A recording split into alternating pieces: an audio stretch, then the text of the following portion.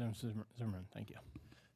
Thank you, Mr. Chairman, and thank you, Chairman, and the committee for letting us give a kind of brief opening statement here today on this bill. And as Representative Kiefer and Representative Zimmerman have pointed out, I also have a few churches within my district that are dealing with the same issues, and unfortunately, the one that I would have liked to attend today could not make it today. So I'm going to tell their story briefly and just to kind of give a synopsis of what they've gone through. So, little church in the middle of Apple Country, and it sits on a hill.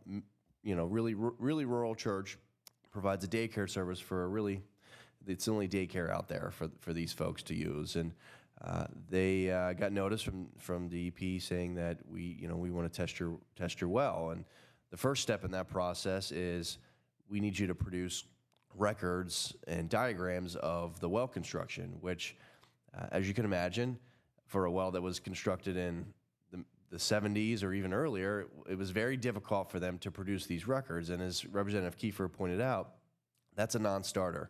So if you can't produce these records, you can't produce the diagrams of the well, they basically were put in a position, well, you need to drill a new well. You got to start right over.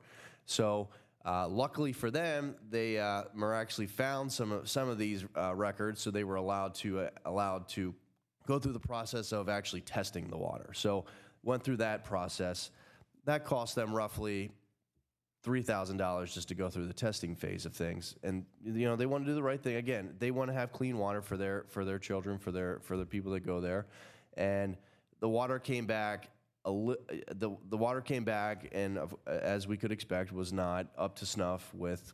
It was not approved by DEP as far as the testing was concerned. I don't know exactly what was in the water, but there was some trace of bacteria, some type of trace of bacteria in the water, which caused them to have to correct that problem, which they willingly did.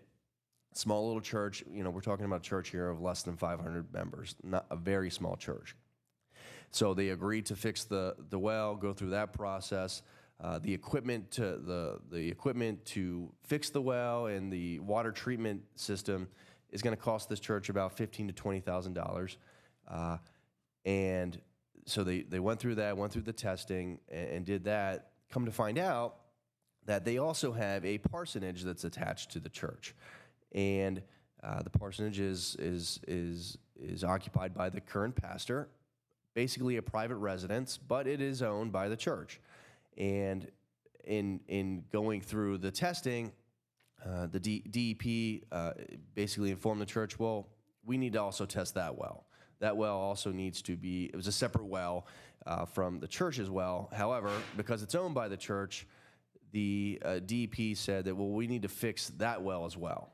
So this is a property that is occupied by essentially a private citizen, somebody who is just like the house that's right next to the parsonage. It doesn't have to go submit to DEP testing, but because it's owned by the church and because it's associated with the daycare, the church is required to fix the pastor's well as well.